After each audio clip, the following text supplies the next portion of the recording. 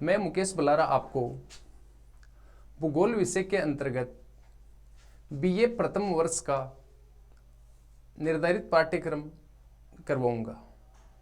ठीक है, तो सबसे पहले हम देख लेते हैं पाठ्यक्रम के बारे में।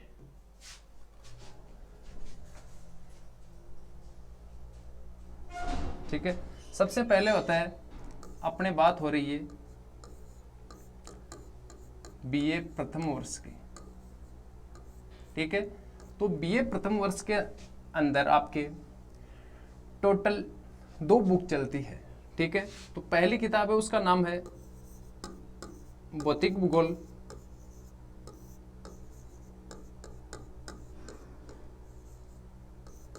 और दूसरी बुक है उसका नाम है राजस्थान का भूगोल। राजस्थान का भूगोल। ठीक है, 2 बुक चलती है आपकी, पहली है उसका नाम है भौतिक भूगोल और दूसरी है उसका नाम है आपका राजस्थान का भूगोल। ठीक है, तो सबसे पहले अपन भौतिक भूगोल का अध्ययन शुरू करते हैं। भौतिक भूगोल का अध्ययन शुरू करते हैं। ठीक है, सबसे पहले शब्द है अपना जियोग्राफी।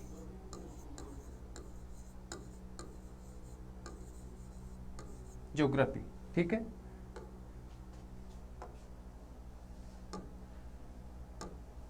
ज्योग्राफी। ज्योग्राफी शब्द मूलतः लैटिन भाषा का शब्द है। कौन सी भाषा का है? लैटिन भाषा का शब्द है। ठीक है, और ज्योग्राफी शब्द की उत्पत्ति 2 शब्दों से मानी जाती है। 2 शब्दों से मानी जाती है। पहला है जियो, दूसरा है ग्राफी। ठीक है, तो जियो का अर्थ होता है पृथ्वी और ग्राफी का अर्थ होता है अध्ययन। ठीक है, एक साथ हम इसको समझे तो पृथ्वी का अध्ययन करना। ठीक है, तो ज्योग्राफी शब्द कौन सी भाषा का है? आपको पूछे तो लैटिन भाषा का शब्द है। ज्योग्राफी 2 शब्दों से मिलकर बना है। पहला शब्द है जियो और दूसरा है ग्राफी। ठीक है, जियो का अर्थ होता है पृथ्वी और ग्राफी का अर्थ होता है अध्ययन, अर्थात पृथ्वी का अध्ययन ही भूगोल है। ठीक है, आगे चलते हैं अपन। सबसे पहले अपने चीज आती है कि पृथ्वी। पृथ्वी एक शब्द आपके सामने आता है बार बार कि पृथ्वी क्या है, कैसी है, कैसी दिखाई देती है। बार बार कंपटीशन में हर ये क्वेश्चन लगातार आता रहता है कि पृथ्वी की आकृति किस प्रकार की है, पृथ्वी का आकार किस प्रकार का है। ठीक है, तो अपन क्या करते हैं, लगातार छोटे बच्चों की तरह अपन पढ़ते रहते हैं कि भूगोल पृथ्वी गोल। ठीक है, तो बार बार ये चीज बोलते रहते हैं, तो ये चीज अपने रटंत में आ जाती है। ठीक है, तो आज के बाद में आप इस रटंत विद्या को आप छोड़ो और जो मैं आपको बताता हूं उस शब्द को आप ध्यान रखो। आज तक आपने पढ़ा होगा पृथ्वी किस प्रकार है। पृथ्वी कोई बोलता है कि गोलाकार है, कोई बोलता है अंडाकार है, कोई बोलता है दीर्घवृत्ताकार है। ठीक है, ऐसे कुछ शब्द आपको सुनने में मिलते हैं। ठीक है, लेकिन आज के बाद में आपको कोई पूछे कि पृथ्वी की आकृति किस प्रकार की है। ठीक है, तो पृथ्वी की आकृति किस प्रकार की है, आज से आपको याद रखना है। पृथ्वी की आकृति है भू-आब, भू-आब प्रकार की। ठीक है, भू-आब का एक दूसरा नाम है, उसको बोलते हैं जियोड। जियोड ये भू-आब का इंग्लिश वर्जन है। ठीक है, तो भू-आब या जियोड। देखो, पृथ्वी की आकृति, पृथ्वी की आकृति। तो पृथ्वी की आकृति किस प्रकार की है? पृथ्वी की आकृति है भू-आब, भू-आब या इसको इंग्लिश में बोलते हैं जियोड प्रकार की। भू-आब या जियोड प्रकार की। एक नाम और सुनने में आता है, उसको बोलते हैं लद्धवक्ष गोला। लद्धवक्ष गोला यह शब्द ही पृथ्वी के लिए ही उपयोग में लिया जाता है। तो पृथ्वी की आपको आकृति पूछे कि पृथ्वी की आकृति किस प्रकार की है, ठीक है, तो आपको याद रखना है भू-आब प्रकार की या जियोड प्रकार की। ठीक है, फिर दूसरा एक शब्द आता है लद्धवक्ष गोला। ठीक है। तो पृथ्वी को लद्धवक्ष गोला क्यों कहते हैं? देखो एक छोटी सी डायग्राम के माध्यम से आपको बताता हूं मैं कि ये अपनी पृथ्वी है, ये अपनी क्या है? पृथ्वी, ठीक है। अब इसमें क्या होता है, एक्चुअली में ये क्या है? आपका एक ग्लोब है, ये क्या है? आपका ग्लोब है। तो सबसे पहले लद्धवक्ष गोले का अर्थ क्या होता है कि पृथ्वी है ना, पृथ्वी ध्रुवीय भाग से क्या है? चपटी है। ध्रुवीय भाग से क्या है? चपटी है। और बीच वाले भाग में क्या है? इसमें उभार लिया हुआ है। इसका मतलब पृथ्वी की आकृति किस प्रकार की है? ये इस प्रकार की, इस प्रकार की आकृति को हम बोलते हैं लद्धवक्ष गोला, ठीक है। तो इसमें क्या है? ध्रुवीय भाग एकदम ग्लोब में क्या है? एकदम इसको गोलाकार दिखाया जाता है, लेकिन एक्चुअली में क्या है? ये ध्रुवीय भाग है ना दोनों, तो ये दोनों ध्रुवीय भाग क्या है? आपस में दबे हुए हैं। दबे हुए होने के कारण इनको चपटे बोलते हैं, चपटे, ठीक है। तो ध्रुवीय भाग क्या है? ऊपर दोनों तरफ से क्या है? दोनों ध्रुवीय भाग दबे हुए हैं। दबे होने के कारण इसको बोलते हैं चपटापन, ठीक है। तो लद्धवक्ष गोले का अर्थ क्या होता है कि पृथ्वी का ध्रुवीय भाग क्या है? दोनों ओर से चपटा है, ठीक है, चपटा है। और बीच वाला भाग किस प्रकार का लिया है? उभार लिया हुआ है, ठीक है। तो ये पृथ्वी की एक्चुअली आकृति है, ठीक है। तो आज के बाद में आपको कोई पूछे पृथ्वी की आकृति किस प्रकार की है, ठीक है, पृथ्वी की आकृति किस प्रकार की है, तो आपको याद रखना है भू आब या जियोड, भू आब या जियोड। और तीसरा शब्द भी आपको मिल सकता है लद्धवक्ष गोला, ठीक है। ये तीनों शब्द पृथ्वी की आकृति के लिए प्रयुक्त किए जाते हैं, ठीक है।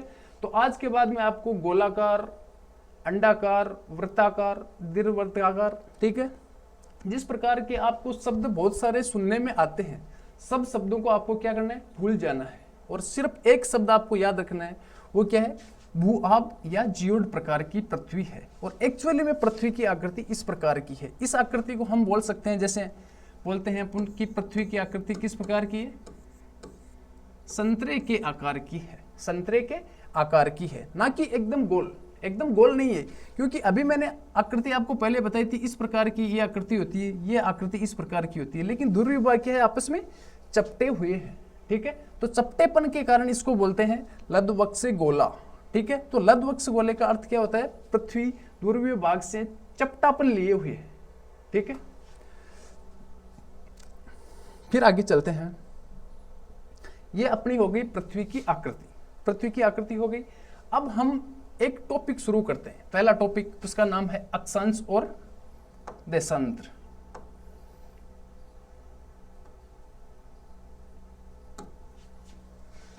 पहला टॉपिक उसको बोलते हैं अक्षांश व देशांतर, अक्षांश व देशांतर, अक्षांश और देशांतर, ठीक है। मैं थोड़ा सा आपको दिखा देता हूं कि अक्षांश और देशांतर क्या होते हैं।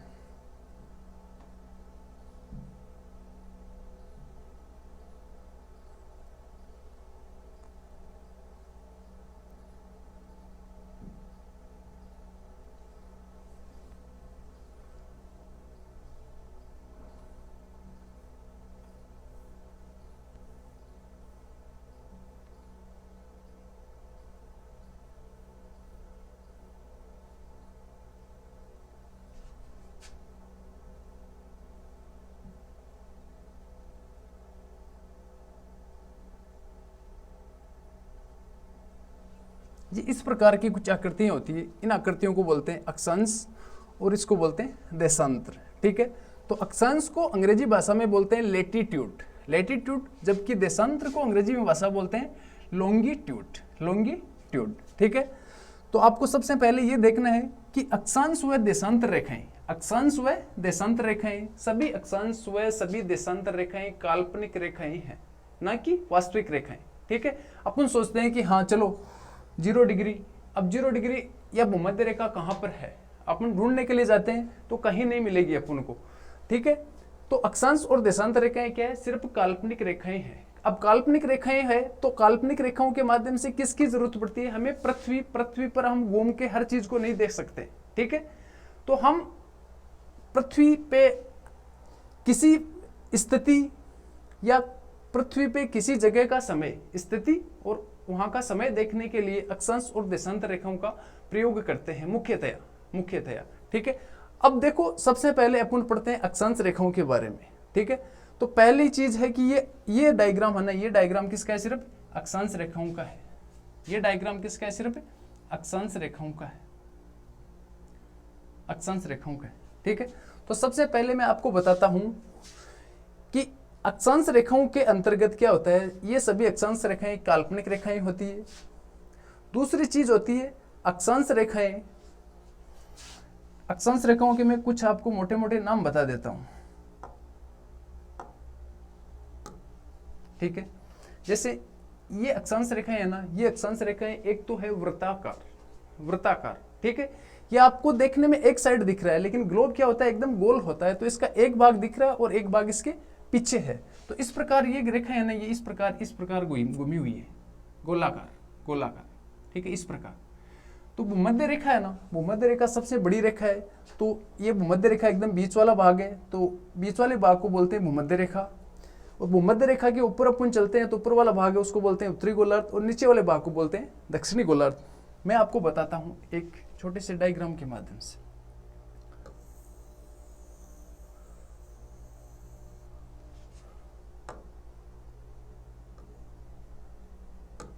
ठीक है, ये अपना ग्लोब है। ठीक है, ग्लोब के बीचों बीच एक रेखा खींची जाती थी, उस रेखा को बोलते हैं 0 डिग्री अक्षांश रेखा। 0 डिग्री अक्षांश रेखा।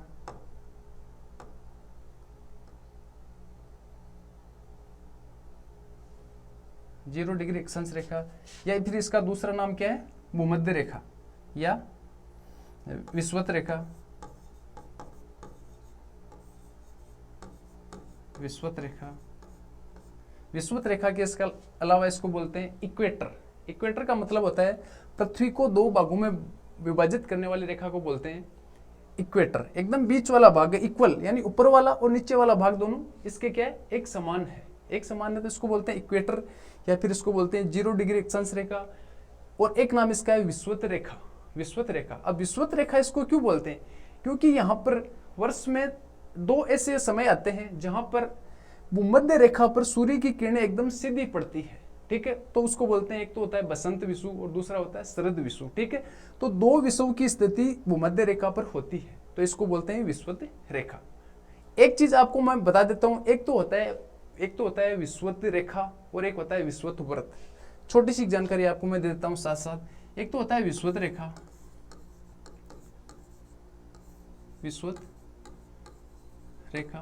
और दूसरा होता है विषुवत व्रत। ठीक है, तो मानचित्र पर हम कोई भी रेखा का प्रयोग करते हैं तो तब बोलते हैं विषुवत रेखा। यानी मानचित्र पर हम किसी रेखा को दर्शाते हैं तो क्या बोलते हैं? मानचित्र पर हम किसी रेखा को प्रदर्शित करते हैं तो उसको बोलते हैं विषुवत रेखा, कर्क रेखा, मकर रेखा। ठीक है, जबकि ग्लोब पर हम किसी चीज को प्रदर्शित करते हैं या किसी रेखा को प्रदर्शित करते हैं तो उसको बोलते हैं विषुवत व्रत। ये है ग्लोब। ठीक है, फिर सामने आता है कि ग्लोब क्या होता है। ग्लोब होता है पृथ्वी का प्रतिरूप या पृथ्वी का मॉडल। पृथ्वी का प्रतिरूप या पृथ्वी का मॉडल होता है, उसको बोलते हैं ग्लोब। ठीक है, ये आकृति ग्लोब जैसी आकृति है। ठीक है, तो सबसे बीच की रेखा है उसको बोलते हैं विषुवत रेखा। विषुवत रेखा के ऊपर की एक रेखा है, उस रेखा को बोलते हैं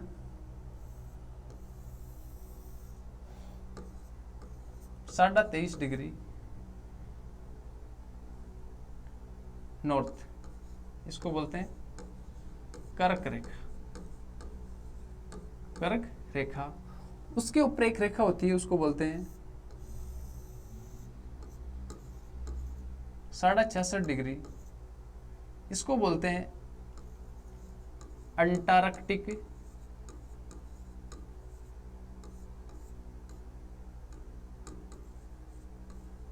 व्रत। और सबसे ऊपर वाला भाग है उसको बोलते हैं 90 डिग्री नॉर्थ पोल, यानी 90 डिग्री उत्तरी ध्रुव है। तो ऊपर वाला भाग ये हो गया, उसको बोलते हैं उत्तरी गोलार्ध, उत्तरी गोलार्ध,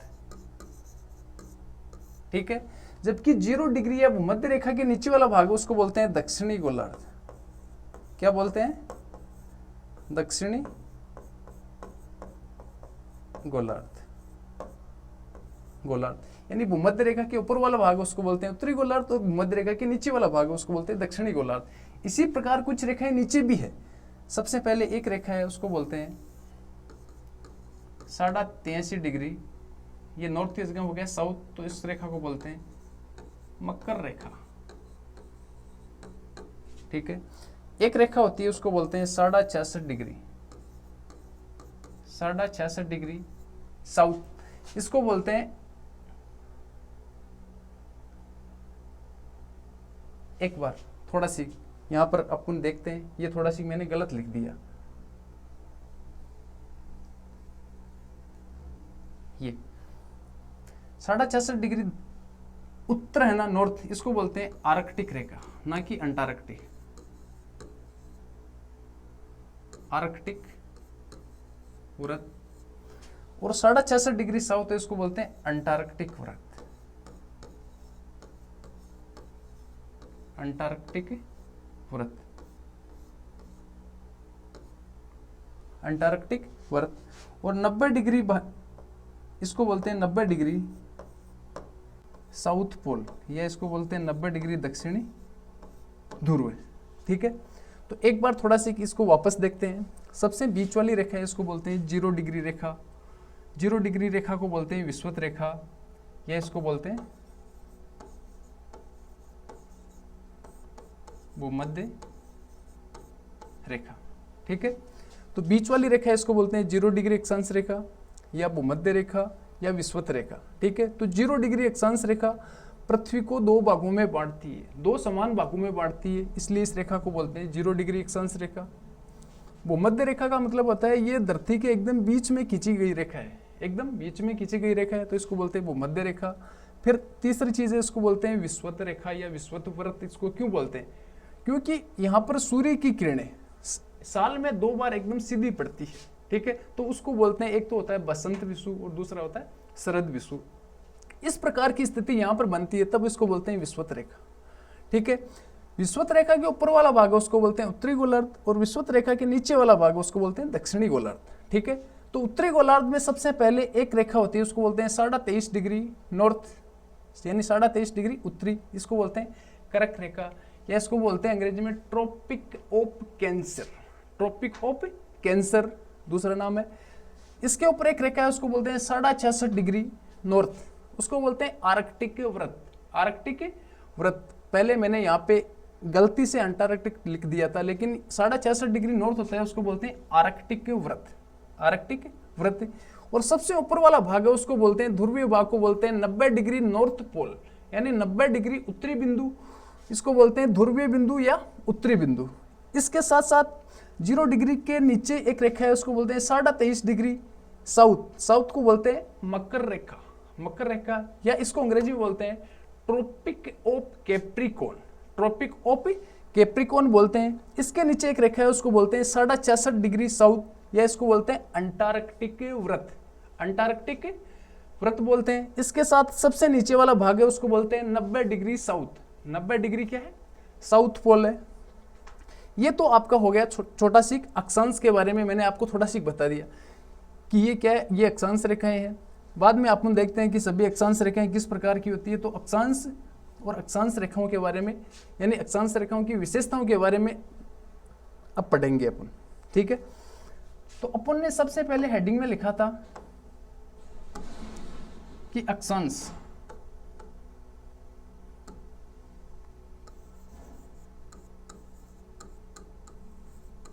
अक्षांश,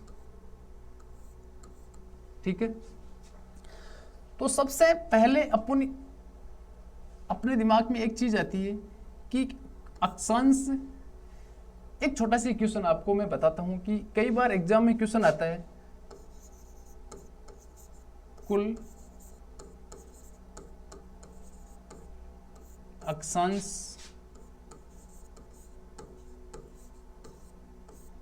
कितने हैं, कुल अक्षांश कितने हैं। फिर दूसरा क्वेश्चन आता है कुल अक्षांश रेखाएं कितनी है।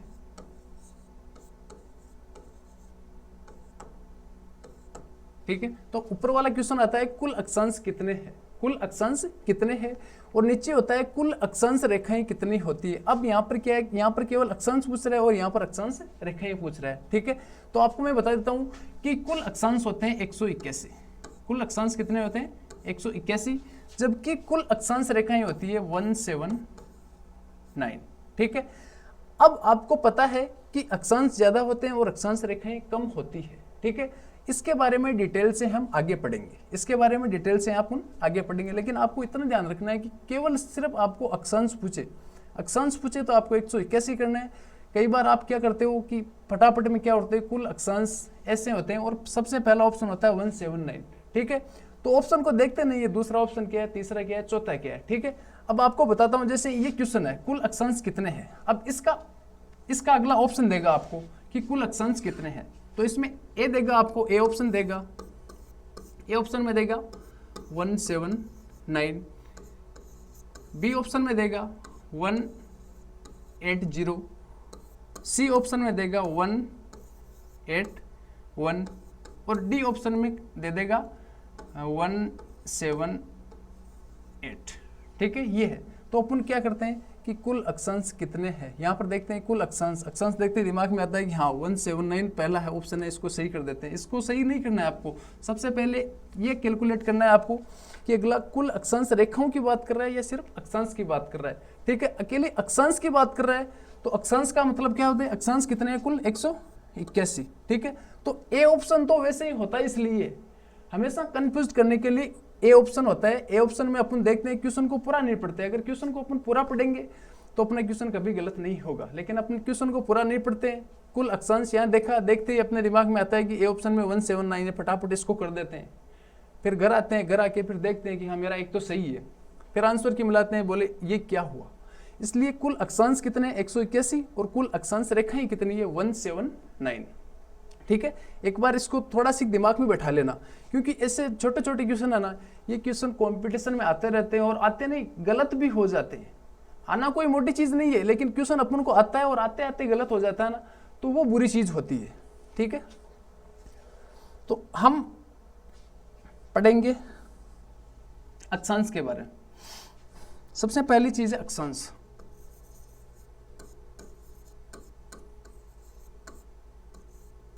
अक्षांश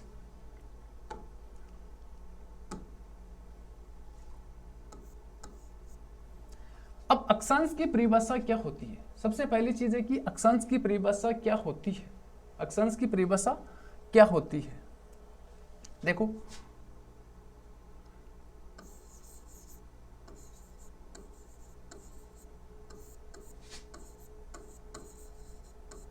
वो मध्य रेखा से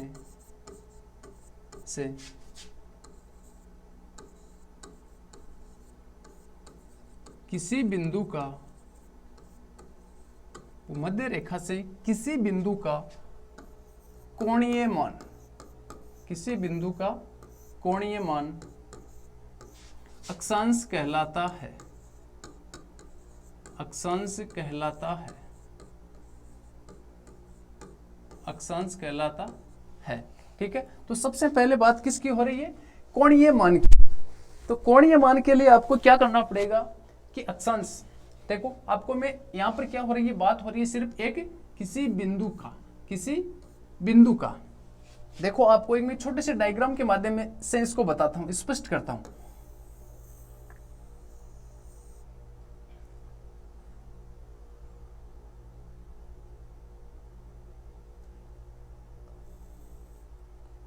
ठीक है, ये बीच वाली रेखा है, इसको बोलते हैं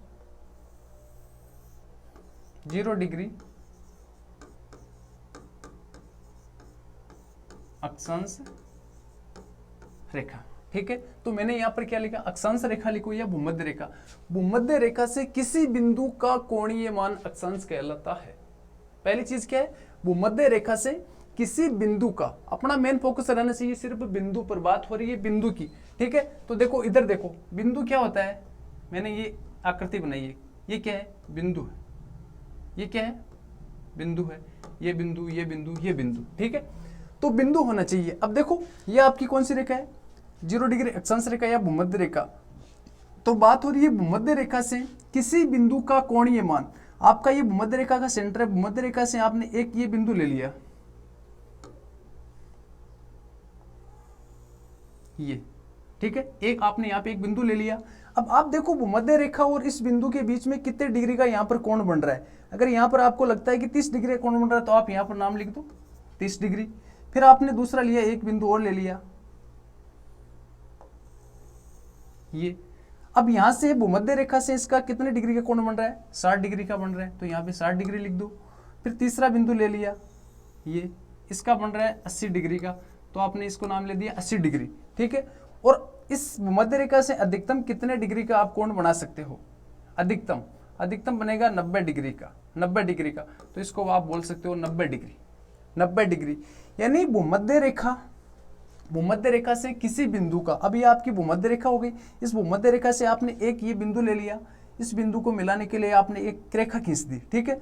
तो यहाँ का कोण कितना बन रहा है, 30 डिग्री का, तो इसको बोलते हैं 30 डिग्री अक्षांश, इसको बोलेंगे 30 डिग्री अक्षांश। फिर दूसरा है, इसको बोलेंगे, अब यहाँ पर भूमध्य रेखा और इस रेखा के बीच में 60 डिग्री का कोण यहाँ पर बन रहा है, तो इसको बोलेंगे 60 डिग्री अक्षांश। फिर तीसरा है, उसको बोलेंगे 80 डिग्री। और अधिकतम कितने डिग्री बन सकता है, 90 डिग्री, क्यों, यहाँ पर ये कितने डिग्री का कोण बनेगा, 90 डिग्री का, तो अधिकतम 90 डिग्री का कोण बन सकता है। इसी प्रकार इधर वाले भाग में अपन लेते हैं, इसको बोलते हैं, यहाँ पे एक आपने कोण ले लिया, इसको बोलते हैं 30 डिग्री। फिर दूसरा लिया, इसको बोलते हैं 60 डिग्री। तीसरा ले लिया, इसको बोलते हैं 80 डिग्री। इसी प्रकार ये आपका उत्तरी गोलार्ध हो गया, उत्तरी गोलार्ध की, ये आपका हो गया उत्तरी गोलार्ध,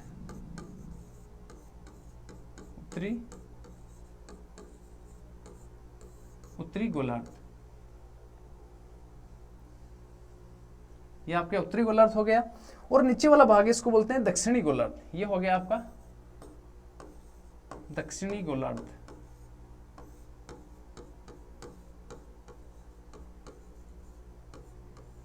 दक्षिणी गोलार्ध, ठीक है। जैसे ही हमने भूमध्य रेखा से उत्तरी गोलार्ध में बिंदु लिए, उसी प्रकार हम दक्षिणी गोलार्ध में कुछ बिंदु ले सकते हैं। जैसे यहां से आपने एक बिंदु लिया, इसका नाम दे दिया 30 डिग्री। फिर दूसरा बिंदु ले लिया, इसका नाम दे दिया 60 डिग्री। फिर तीसरा ले लिया, इसका नाम दे दिया 80 डिग्री, ठीक है। तो भूमध्य रेखा से अधिकतम कितने डिग्री का कोण बन सकता है, 90 डिग्री। इसका मतलब ऊपरी भाग में 90, इधर वाले भाग में 90, फिर इधर वाले भाग में 90 और इधर वाले भाग में 90 डिग्री, ठीक है। इसी प्रकार यहाँ पर आपने कुछ ले ली, एक बिंदु ले लिया, उसको बोलते हैं 30 डिग्री, फिर 60 डिग्री, फिर ये हो गया 80 डिग्री, ठीक है। तो अपने कहने का मतलब क्या है, भूमध्य रेखा से अधिकतम उत्तरी गोलार्ध में कितने अक्षांश हो सकते हैं, अधिकतम कितने अक्षांश हो सकते हैं, 90 अक्षांश हो सकते हैं। उत्तरी गोलार्ध में 90 अक्षांश हो सकते हैं, और 90 अक्षांश कहां पर होंगे, दक्षिणी गोलार्ध में, ठीक है। तो भूमध्य रेखा से अधिकतम अक्षांश 90 उत्तरी गोलार्ध में, 90 दक्षिणी गोलार्ध में, ठीक है। तो ऊपर वाले भाग में 90 प्लस 90 नीचे 180 प्लस 1, ये 0 डिग्री हो गया। तो अपन अक्षांश की बात हो रही है, तो कुल अक्षांश कितने होते हैं, मैंने अभी आपको बताया था थोड़ी देर पहले, कुल अक्षांश होते हैं 181। अब 181 कैसे होते हैं, ये आपका एक तो हो गया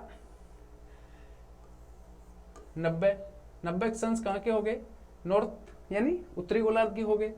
इसके अलावा 90 अक्षांश आपके हो गए दक्षिणी गोलार्ध के, प्लस एक आपका हो गया 0 डिग्री, ठीक है। सबको आप काउंट करोगे तो कितने होंगे, 181, ठीक है। तो 181 क्या है, अक्षांश, ना कि अक्षांश रेखाएं, ना कि अक्षांश रेखाएं। एक बार वापस देख लो, अक्षांश क्या होता है, भूमध्य रेखा से किसी बिंदु का आपको इस चीज का मेन फोकस रखना है, इस चीज का, ठीक है। बाकी ये पूरी लैंग्वेज किसी काम की नहीं है, सिर्फ आपके एक शब्द काम का है, वो है बिंदु, ठीक है।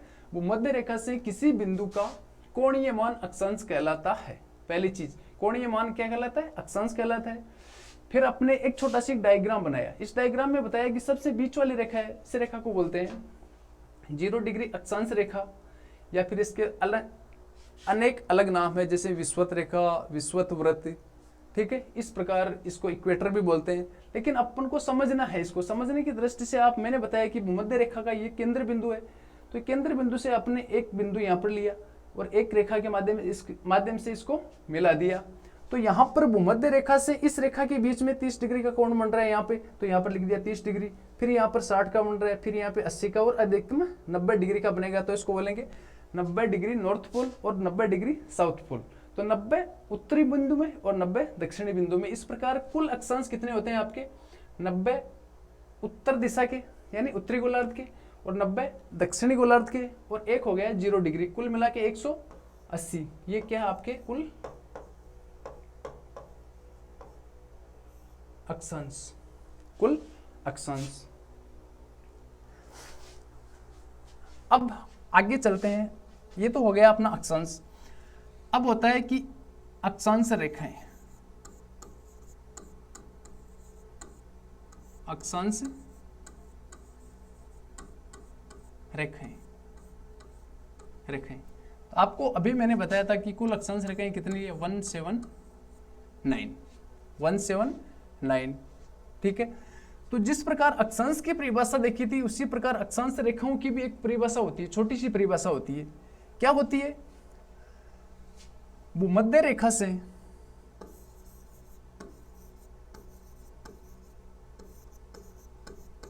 भूमध्य रेखा से भूमध्य रेखा से उत्तरी एवं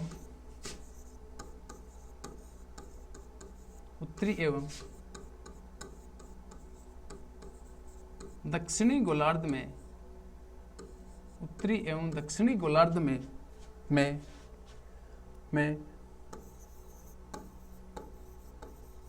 भूमध्य रेखा के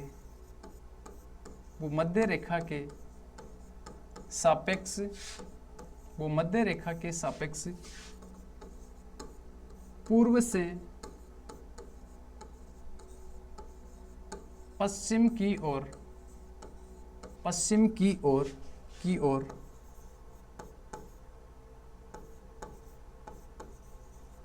खींची जाने वाली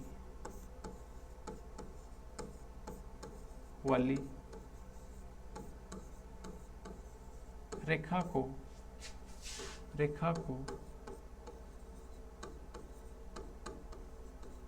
अक्षांश रेखा कहते हैं।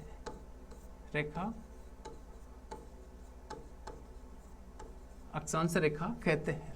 पहली चीज क्या है? भूमध्य रेखा से उत्तरी एवं दक्षिणी गोलार्ध, भूमध्य रेखा से उत्तरी एवं दक्षिणी गोलार्ध में भूमध्य रेखा के सापेक्ष, जिस प्रकार भूमध्य रेखा है उसी प्रकार की रेखा होनी चाहिए। भूमध्य रेखा के सापेक्ष पूर्व से पश्चिम या पश्चिम से पूर्व, एक ही चीज होती है। रेखा किस प्रकार होनी चाहिए? पूर्व से पश्चिम या पश्चिम से पूर्व की ओर खींची जाने वाली रेखा को अक्षांश रेखा कहते हैं। अक्षांश रेखा कहते हैं।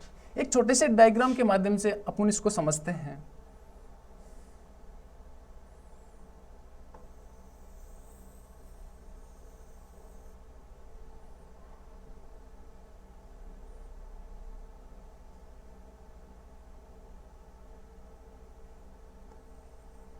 ये सबसे बीच वाली रेखा है, इस रेखा को बोलते हैं कौन सी रेखा?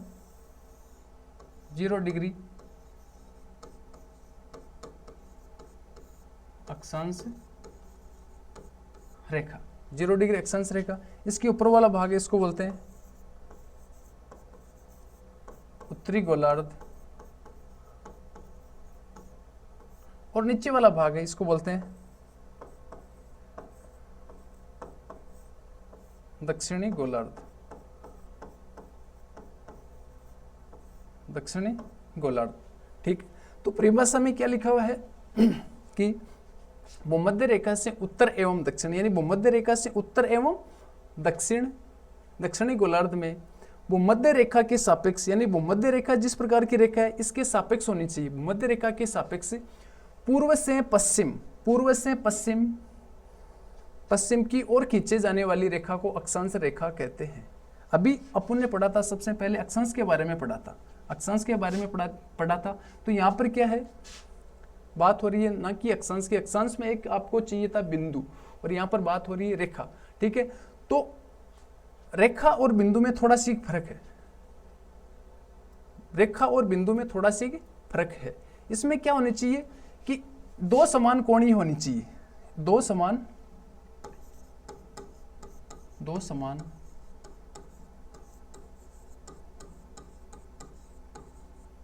कोणीय बिंदु होनी चाहिए, दो समान कोणीय बिंदु होनी चाहिए अक्षांश रेखा के लिए। ये मैंने आप परिभाषा लिख दी, इस परिभाषा के अंदर ही ये चीज आपको ऐड करनी है कि भूमध्य रेखा से उत्तरी एवं दक्षिणी गोलार्ध में भूमध्य रेखा के सापेक्ष पूर्व से पश्चिम की ओर दो समान कोणीय बिंदुओं को मिलाकर खींची जाने वाली रेखा को बोलते हैं अक्षांश रेखा। अब देखो यहाँ पर पहले, अभी थोड़ी देर पहले अपन ने क्या पढ़ा था कि ये भूमध्य रेखा का केंद्र है, यहाँ से अपन ने एक रेखा खींची, ये भूमध्य रेखा के क्या है, केंद्र है।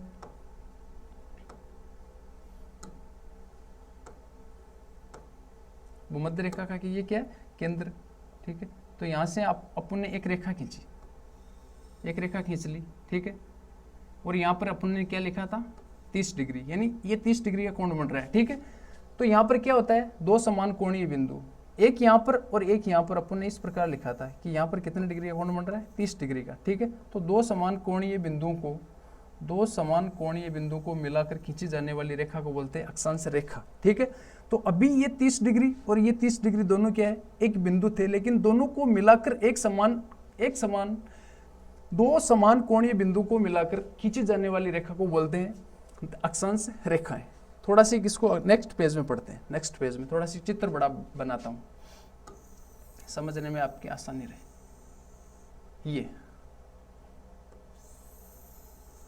ये आपकी है 0 डिग्री, इसको बोलते हैं अक्षांश रेखा, ठीक है। तो अभी अपन ने बताया था कि भूमध्य रेखा से किसी बिंदु का कोणीय मान क्या कहलाता है, किसी बिंदु का कोणीय मान क्या कहलाता है, अक्षांश। ये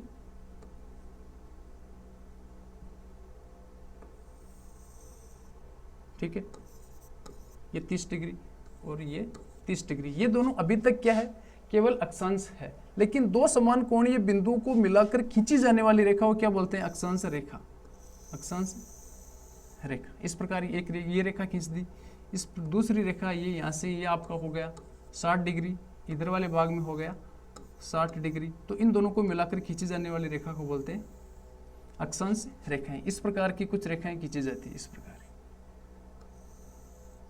और लास्ट में जाके ये ना एक बिंदु के रूप में आ जाता है। 90 डिग्री किसके रूप में आ जाता है, एक बिंदु के रूप में आ जाता है।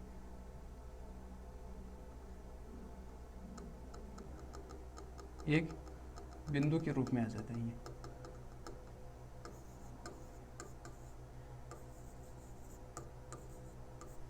ठीक है, ये आपकी 30 डिग्री हो गई, 60 डिग्री हो गई, ये 70 हो गई, ये 80 हो गई। इसको भी लिख देते हैं 70 और इसको भी लिख देते हैं 80, ये 90 डिग्री हो गया। इसी प्रकार यहाँ पर आपने एक रेखा खींच दी, इस रेखा को बोलते हैं 30 डिग्री, दूसरी है इसको बोलते हैं 60 डिग्री, इसके बाद में एक रेखा है इसको बोलते हैं 70 डिग्री, 70 डिग्री, 70 के बाद में एक रेखा इसको बोलते हैं 80 डिग्री, और लास्ट वाला ये क्या है आपका, एक बिंदु, एक बिंदु, इसको बोलते हैं 90 डिग्री साउथ पोल या दक्षिणी ध्रुव। ठीक है, तो अक्षांश और अक्षांश रेखा में अंतर क्या है कि अक्षांश क्या होता है, किसी बिंदु का, एक बिंदु है उसके कोणीय मान को हम बोलते हैं अक्षांश, और दो समान कोणीय बिंदुओं को मिलाकर खींची जाने वाली रेखा, रेखा। बात हो रही है रेखा की, तो रेखा क्या होती है, जैसे आपने एक ये बिंदु ले लिया, एक ये बिंदु ले लिया, तो दो समान कोणीय बिंदु को मिलाकर खींची जाने वाली रेखा को बोलते हैं अक्षांश रेखा। ठीक है, तो ये 0 डिग्री अक्षांश रेखा है। 0 डिग्री अक्षांश रेखा के ऊपर आपने एक बिंदु लिया, ये 30 डिग्री ले लिया, इधर वाला बिंदु लिया 30 डिग्री, तो दो समान कोण, यहाँ पे 30 डिग्री, यहाँ पे 30 डिग्री, दो समान कोणीय बिंदु हो गई। तो दो समान कोणीय बिंदुओं को मिलाकर खींची जाने वाली रेखा को बोलते हैं अक्षांश रेखा। तो ये रेखा हो गई 60 डिग्री, 70, 80। अब यहाँ पर क्या होता है कि ये 90 डिग्री है ना, ये 90 डिग्री केवल बिंदु के रूप में है, ना कि रेखा के रूप में है। क्योंकि रेखा के लिए मुख्य आवश्यकता क्या है, रेखा के लिए दो बिंदु होनी चाहिए, दो बिंदुओं को मिलाकर रेखा खींची जाती है, ना कि एक बिंदु पर। तो 90 डिग्री तो सिर्फ एक बिंदु है, और 90 डिग्री साउथ पोल है, ये भी एक बिंदु है, ठीक है। तो अक्षांश और अक्षांश रेखाओं में 2 का अंतर आ रहा था। अभी आपने पढ़ा था कि कुल अक्षांश कितने होते हैं, 100, कुल अक्षांश होते हैं 181, और अक्षांश रेखाएं कितनी होती है, 179। अब यहाँ पर देखो आपको कि ये एक तो आपका ये नॉर्थ पोल है ना, ये 90 डिग्री, और ये एक 90 डिग्री, ये नॉर्थ पोल और ये साउथ पोल, ये दोनों अक्षांश रेखाओं में नहीं काउंट होते हैं, अक्षांश रेखाओं में काउंट नहीं होते हैं, ये सिर्फ अक्षांश में काउंट होते हैं, अक्षांश में काउंट होते हैं। तो यहाँ पर ये दो संख्या कम आ रही है ना, 181 से 179, इसका मतलब एक तो 90 डिग्री साउथ पोल और एक 90 डिग्री नॉर्थ पोल, इन दो संख्याओं को हम घटाते हैं या दो बिंदुओं को यहाँ से घटाते हैं, तो टोटल संख्या कितनी होती है, 179, जबकि कुल अक्षांश होते हैं 181। इसका मतलब 90 डिग्री उत्तरी ध्रुव है, वह 90 डिग्री दक्षिणी ध्रुव है, दोनों क्या है, सिर्फ अक्षांश है, ना कि अक्षांश रेखा, ठीक है। आ गया समझ में। तो अक्षांश क्या होता है और अक्षांश रेखाएं क्या होती है, अपन ने सिर्फ इनके बारे में पढ़ा है कि अक्षांश क्या होता है और अक्षांश रेखाएं क्या होती है। अब इनकी अक्षांश और अक्षांश रेखाओं की विशेषताओं के बारे में पढ़ते हैं, अक्षांश और अक्षांश रेखाओं की विशेषताओं के बारे में पढ़ते हैं। आपको थोड़ा सी मैं बता देता हूं कि अभी आपने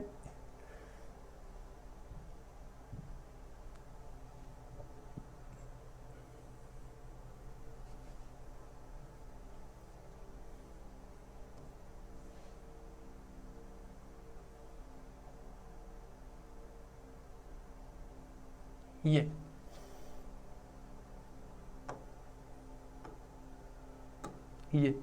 ठीक है, इसको बोलते हैं लैटिट्यूड, या इसको बोलते हैं अक्षांश, अक्षांश, ठीक है। अपन ने इतनी देर पढ़ा था कि अक्षांश क्या होते हैं, अक्षांश रेखाएं किस प्रकार की होती है, अक्षांश और अक्षांश रेखा में अंतर क्या होता है। सबसे मेन चीज अपन ने पढ़ी थी अक्षांश और अक्षांश रेखाओं में अंतर क्या होता है, ठीक है। तो वो चीज आपकी क्लियर हो गई। अब इसके आगे चलते हैं, अब इसके आगे चलते हैं और अपन ये देखते हैं कि अक्षांश और अक्षांश रेखाओं की विशेषताएं क्या होती है, ठीक है। तो आपके सामने एक डायग्राम है, इस डायग्राम को आप देखो, इस डायग्राम को आपको देखने के बाद में ये पता लगेगा कि इस डायग्राम में अपन जो चीजें देख रहे हैं, ठीक है, ये चीजें देखेंगे और देखने के बाद इधर नोट डाउन कर लेंगे, ठीक है, नोट डाउन कर लेंगे। तो यानी देखा और लिखा, देखा और लिखा, इसलिए ये डायग्राम है ना, ये डायग्राम आपके दिमाग में जरूर छप जाना चाहिए, क्योंकि हर चीज याद नहीं रहती है, याद नहीं रहती है, लेकिन इस डायग्राम को आप एक बार डायग्राम आपके समझ में आ गया तो उसके बाद में आप चाहे कैसा भी क्वेश्चन आ जाओ अक्षांश का या देशांतर का, आप उसको गलत नहीं करोगे, उसको आप गलत नहीं करोगे। इसके लिए सबसे पहले है कि अभी मैंने बताया कि कुल अक्षांश यानी अपने को पढ़ रही है अक्षांश की विशेषताएं, विशेषताओं में देखो सबसे पहले ये आपकी कुछ अक्षांश रेखाएं हैं, ऊपर वाला भाग है इसको बोलते हैं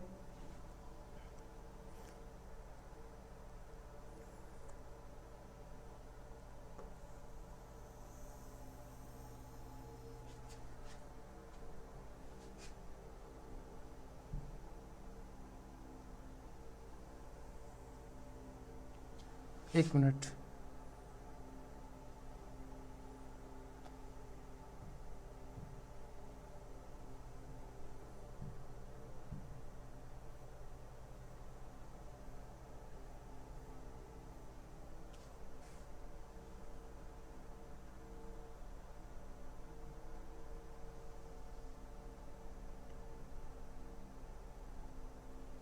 ये कुछ रेखाएं। सबसे पहली चीज क्या होती है, अपन ने इतनी देर पढ़ा कि अक्षांश क्या होता है और अक्षांश रेखाएं क्या होती है, ठीक है। अक्षांश और अक्षांश रेखाओं की परिभाषा अपन ने पढ़ ली। अब अपना नेक्स्ट पॉइंट है अक्षांश की विशेषताएं क्या होती है, अक्षांश की विशेषताएं क्या होती है, ठीक है। तो अक्षांश, ये आपको अक्षांश दिख रहे हैं, अक्षांश आपको दिख रहे हैं। सबसे पहली विशेषता अक्षांशों की होती है कि अक्षांश रेखाएं होती है ना, अक्षांश रेखाएं, ये अक्षांश रेखाएं किस प्रकार होती है, एकदम गोलाकार रेखाएं होती है, एकदम गोलाकार रेखाएं होती है। इनका एक भाग आपको दिख रहा है और एक भाग इनके फ्रंट में होता है, इस प्रकार होता है, इस प्रकार। ये आपको देखो थोड़ा सी मैं छोटा सी डायग्राम के माध्यम से आपको मैं बता देता हूँ, उस डायग्राम में क्लियर नहीं समझ में आ रहा आपको। ये आपकी कौन सी सबसे बीच वाली रेखा कौन सी होती है? ये भूमध्य रेखा। ये भूमध्य रेखा का ये चक्कर पूरा हो गया। इसी प्रकार दूसरी रेखा आपकी ये होगी 23.5 डिग्री, ये ठीक है। तो ये भी एक पूर्ण वृत्त के रूप में होती है। आगे जाते हैं तो ये भी पूर्ण वृत्त के रूप में होती है। इस प्रकार ये रेखा है ना, ये सब क्या है? पूर्ण वृत्त के रूप में। जबकि आपका ये नॉर्थ 90 डिग्री है ना, नॉर्थ पोल, ये एक बिंदु के रूप में है, बिंदु के रूप में, ठीक है। तो सभी रेखाएं किस प्रकार की है? वृत्ताकार, वृत्ताकार, ठीक है। तो सबसे बड़ी रेखा कौन सी होगी? सबसे बीच वाली रेखा कौन सी होगी? 0 डिग्री अक्षांश रेखा। 0 डिग्री अक्षांश रेखा सबसे बड़ी रेखा है, इसलिए 0 डिग्री अक्षांश रेखा को हम क्या बोलते हैं? अक्षांश रेखाएं, सबसे पहली चीज अक्षांश रेखाएं पूर्ण वृत्त के रूप में होती है। पहली चीज क्या है? अक्षांश रेखाएं, ये पूर्ण वृत्त है आपका। ये इस प्रकार का एक वृत्त हो गया, ये दूसरा वृत्त हो गया, ये तीसरा वृत्त हो गया। तो अक्षांश रेखाएं किस प्रकार होती है? पूर्ण वृत्त के रूप में होती है।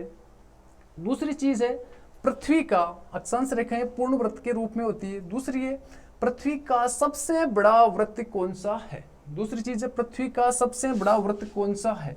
तो 0 डिग्री अक्षांश रेखा है ना, 0 डिग्री अक्षांश रेखा पृथ्वी का सबसे बड़ा वृत्त है, क्योंकि ये सब एकदम बीच वाला भाग है, ठीक है। जैसे जैसे 0 डिग्री अक्षांश रेखा से ध्रुवीय भाग की ओर जाते हैं तो अक्षांश रेखा है ना, अक्षांश रेखाओं की लंबाई या आकृति छोटी होती जाती है और ध्रुवीय भाग एक बिंदु के रूप में शेष रह जाता है, ठीक है। तो सबसे बीच वाला अक्षांश कौन सा होता है? 0 डिग्री अक्षांश।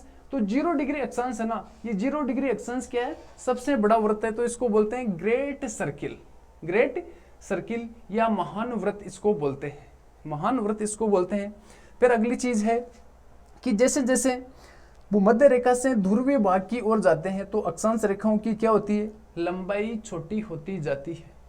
अक्षांश रेखाओं की लंबाई क्या होती है? देखो यहाँ पर ये अक्षांश है, उसके बाद में ये अक्षांश, तो इस अक्षांश की इतनी लंबाई है, इसकी लंबाई कम हो गई, फिर इसकी कम, इसकी कम, इसकी कम, इसकी कम, और ध्रुवीय भाग एक बिंदु के रूप में हो गया। दूसरी विशेषता क्या होती है? अक्षांश रेखाओं की लंबाई भूमध्य रेखा से ध्रुवीय भाग की ओर जाने पर अक्षांश रेखाओं की लंबाई क्या होती है? कम होती जाती है, कम होती जाती है। फिर तीसरी विशेषता है कि अक्षांश रेखाओं की भूमध्य रेखा पर अक्षांश रेखाएं, 2 अक्षांश रेखाएं होती है, उनके बीच की दूरी 110.06 किलोमीटर होती है। यानी आपको इतना याद रखना है कि भूमध्य रेखा पर 2 अक्षांश रेखाएं होती है, इनके बीच की दूरी कम होती है, जबकि ध्रुवीय भाग की ओर जाते हैं तो इनके बीच की दूरी बढ़ने लग जाती है। आपको इतना याद रखना है कि इसकी लंबाई और दूरी में एकदम विपरीत संबंध है, विपरीत संबंध है। पहली चीज क्या होती है कि इनकी लंबाई भूमध्य रेखा सबसे बड़ी रेखा हो गई, इसके बाद में ध्रुवीय भाग की ओर जाते हैं तो अक्षांश रेखाओं की लंबाई कम होती जाती है, जबकि इनके बीच की दूरी लगातार बढ़ती जाती है। उसके बाद में होता है कि 2 अक्षांश, ये सभी अक्षांश रेखाएं पूर्व से पश्चिम या पश्चिम से पूर्व की ओर खींची जाती है, ठीक है। ये तो एक नॉर्मल सी चीज है। इसके बाद में होता है कि अक्षांश रेखाओं का प्रयोग किस लिए किया जाता है? अक्षांश रेखाओं का प्रयोग किसी स्थान की स्थिति निर्धारण के लिए किया जाता है। उसके अलावा तापमंडल, स्थिति निर्धारण के साथ साथ क्या होता है? तापमंडल निर्धारण में भी इसका प्रयोग किया जाता है। अब स्थिति का क्या मतलब होता है? स्थिति का मतलब जैसे मैं कहां पर खड़ा हूं, अब ये अक्षांश रेखाएं अगर नहीं होती तो मैं कैसे बता सकता था कि मैं उत्तरी गोलार्ध में हूं या दक्षिणी गोलार्ध में हूं या पूर्वी गोलार्ध में हूं या पश्चिमी गोलार्ध में हूं, ठीक है। तो स्थिति के लिए जैसे राजस्थान और भारत की स्थिति क्या है? सबसे पहले उत्तरी गोलार्ध में, और उत्तरी के साथ पूर्वी, तो उत्तरी पूर्वी गोलार्ध में है, उत्तरी पूर्वी गोलार्ध में है। फिर वहां पर कौन सी रेखा गुजरती है? वहां पर कौन सी? ये अक्षांश रेखा गुजरती है, यानी 0 डिग्री गुजर रही है या 23.5 डिग्री गुजर रही है, ठीक है। तो अपने भारत के बीचों बीच से 23.5 डिग्री कर्क रेखा गुजरती है, और राजस्थान के एकदम नीचे से कौन सी रेखा गुजरती है? कर्क रेखा, ठीक है। तो अपना राजस्थान कहां पर स्थित है? कर्क रेखा के आसपास स्थित है, कर्क रेखा के आसपास स्थित है। तो ये अपनी हो गई स्थिति, ये इसको बोलते हैं अवस्थिति। दूसरी चीज है तापमंडल। तापमंडल में क्या होता है? जैसे सूर्य की किरणें कहां तक सीधी आती है, सूर्य की किरणें कहां तक सीधी आती है? एकदम सीधी आती है। वहां वाले भाग में किस प्रकार की जलवायु होती है? उसको बोलते हैं तापमंडल। बाद में होता है पृथ्वी पर सामान्यतया 3 कटिबंध पाए जाते हैं। पृथ्वी पर सामान्यतया 3 कटिबंध पाए जाते हैं। पहला है उष्ण कटिबंध, दूसरा होता है उपोष्ण, या शीतोष्ण, और तीसरा होता है शीत कटिबंध। ठीक है, इसके बाद में होता है दो अक्षांशों के मध्य के भाग को क्या बोलते हैं? दो अक्षांशों के मध्य वाला ये भाग, इस भाग को बोलते हैं कटिबंध। दो अक्षांशों के मध्य वाले भाग को बोलते हैं कटिबंध। ठीक है, तो ये चीजें हैं कुछ, इन विशेषताओं को हम नोट डाउन कर लेते हैं ताकि हमको एक एक चीज याद रह जाए। ठीक है, तो याद रखने की दृष्टि से अपन इन चीजों को क्या करेंगे? नोट डाउन करते रहते हैं। तो सबसे पहली चीज है कि पृथ्वी पर पहली विशेषता क्या है अपनी? पृथ्वी पर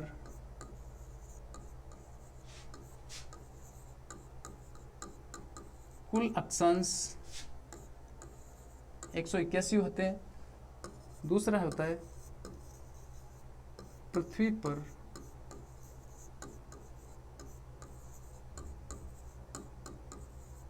कुल अक्षांश रेखाएं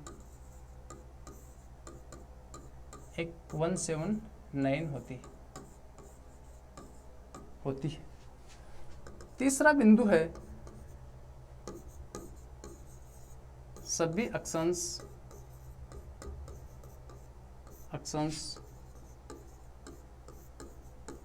पूर्व से पश्चिम की ओर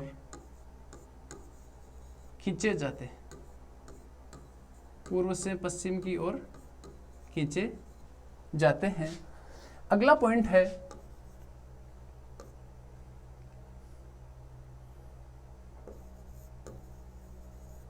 पृथ्वी का सबसे बड़ा वृत्त विषुवत वृत्त है। पृथ्वी का सबसे बड़ा वृत्त कौन सा है? विषुवत वृत्त है। ठीक है, तथा इसे ग्रेट सर्किल भी बोलते हैं। तथा इसे ग्रेट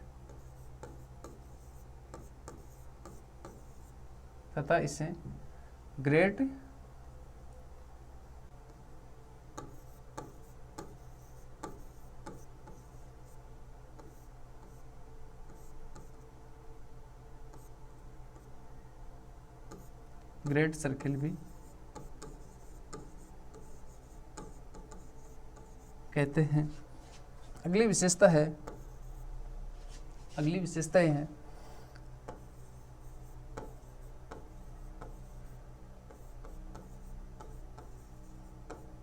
भूमध्य रेखा से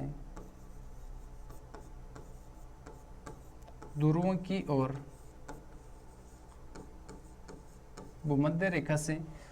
की ओर जाने पर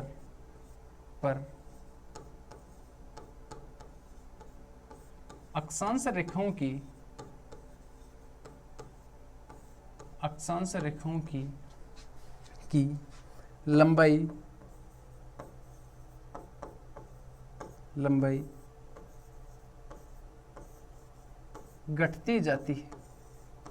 घटती जाती है।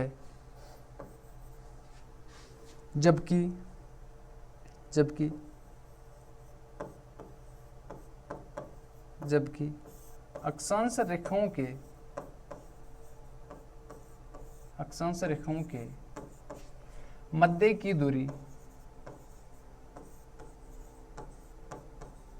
रेखाओं के मध्य की दूरी बढ़ती जाती है। कुछ विशेषताएं अक्षांशों की। सबसे पहली विशेषता है पृथ्वी पर कुल अक्षांश 181 होते हैं। यानी पृथ्वी पर कुल अक्षांश कितने होते हैं? 181 होते हैं। फिर दूसरी चीज है पृथ्वी पर कुल अक्षांश कितने होते हैं? 181 होते हैं। फिर दूसरी है पृथ्वी पर कुल अक्षांश रेखाएं, यहाँ पर बात हो रही है सिर्फ अक्षांश की, यहाँ पर कुल अक्षांश रेखाएं कितनी होती है? 179। यानी अक्षांश और अक्षांश रेखाओं में 2 का अंतर होता है। यानी अक्षांश रेखाएं अक्षांशों से 2 कम होती है। ठीक है, 2 कम कौन सी होती है? एक तो 90 डिग्री उत्तरी ध्रुव है और एक 90 डिग्री दक्षिणी ध्रुव है, जो दोनों क्या है? एक बिंदु के रूप में है, ना कि रेखा के रूप में। फिर अगली चीज है सभी अक्षांश पूर्व से पश्चिम की ओर खींची जाती है। सभी अक्षांश पूर्व से पश्चिम की ओर खींची जाती है। आपको पता है पूर्व से पश्चिम बोलो या पश्चिम से पूर्व बोलो, लेकिन होनी इस प्रकार की रेखाएं चाहिए, पूर्व से पश्चिम या पश्चिम से पूर्व की ओर खींची जानी चाहिए। अगली चीज है पृथ्वी का सबसे बड़ा वृत्त। पृथ्वी का सबसे बड़ा वृत्त कौन सा है? विषुवत वृत्त। पृथ्वी का सबसे बड़ा वृत्त कौन सा है? विषुवत वृत्त। इसको बोलते हैं विषुवत रेखा, 0 डिग्री रेखा या भूमध्य रेखा, सभी रेखाएं इसको बोलते हैं। इसको बोलते हैं विषुवत वृत्त, क्योंकि ये विषुवत वृत्त है ना पृथ्वी के एकदम बीच वाले भाग में सबसे बड़ा वृत्त है। इसके बाद में जैसे भूमध्य रेखा से ध्रुव की ओर जाते हैं तो अक्षांश रेखाओं की लंबाई क्या होती है? छोटी होती जाती है, और ध्रुव भाग क्या है? एक बिंदु के रूप में हो जाता है, छोटा सी हो जाता है। ठीक है, तो इसको अंग्रेजी में बोलते हैं ग्रेट सर्किल, ग्रेट सर्किल भी बोलते हैं। फिर अगली चीज है भूमध्य रेखा से ध्रुव की ओर जाने पर, भूमध्य रेखा से ध्रुव की ओर जाने पर अक्षांश रेखाओं की लंबाई घटती जाती है। अक्षांश रेखाओं की लंबाई क्या होती है? घटती जाती है। अक्षांश रेखाओं की लंबाई घटती जाती है। ध्रुवीय वाले भाग में क्या होता है? एकदम अक्षांश छोटे हो जाते हैं, जबकि भूमध्य रेखा पर क्या होते हैं? बहुत बड़े होते हैं। तो लंबाई इनकी लगातार ध्रुवीय भाग की ओर जाती है तो क्या होती है? घटती जाती है, घटती जाती है। ध्रुवीय भाग क्या होता है? एक बिंदु के रूप में प्राप्त होता है। अगली नेक्स्ट बिंदु है अक्षांश रेखाओं के मध्य की दूरी बढ़ती जाती है। अक्षांश रेखाओं के मध्य की दूरी बढ़ती जाती है। अब अक्षांश रेखाओं के मध्य की दूरी किस प्रकार बढ़ रही है इसको बताता हूं मैं आपको थोड़ा सा आगे। देखो होता क्या है कि भूमध्य रेखा पर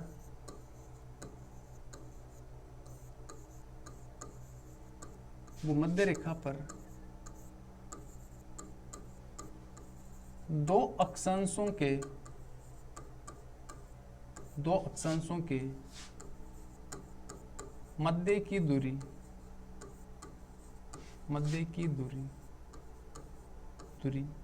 110.06 किलोमीटर होती है,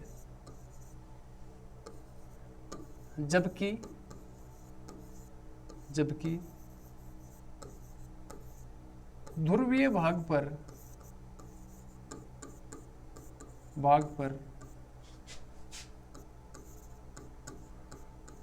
दो अक्षांशों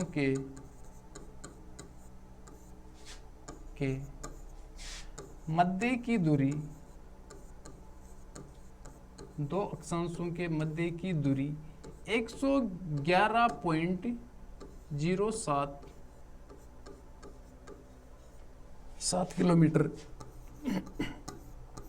हो जाती है। इसका मतलब क्या है? भूमध्य रेखा वाले भाग में क्या होती है? 110.06 किलोमीटर, और ध्रुवीय भाग पे क्या होती है? 111.07, यानी 110 और यहाँ पर 111। इसका मतलब क्या है? जैसे जैसे ध्रुवीय भाग की ओर जाते हैं तो अक्षांश रेखाओं के मध्य की दूरी क्या होती है? बढ़ती जाती है। ठीक है, और एक चीज आपके यहाँ पे समझ में नहीं आएगी कि ये दूरी बढ़ती क्यों जाती है। देखो सबसे पहले ये आंकड़े है, ये आंकड़े आपको याद रहे तो ठीक है, नहीं तो आपको एक आंकड़ा वो तो फिक्स याद रखना है कि अक्षांश रेखाओं के मध्य की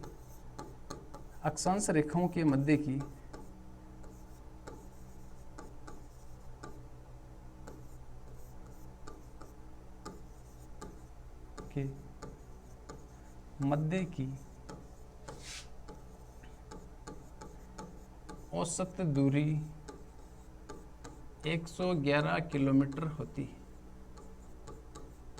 111 किलोमीटर होती है।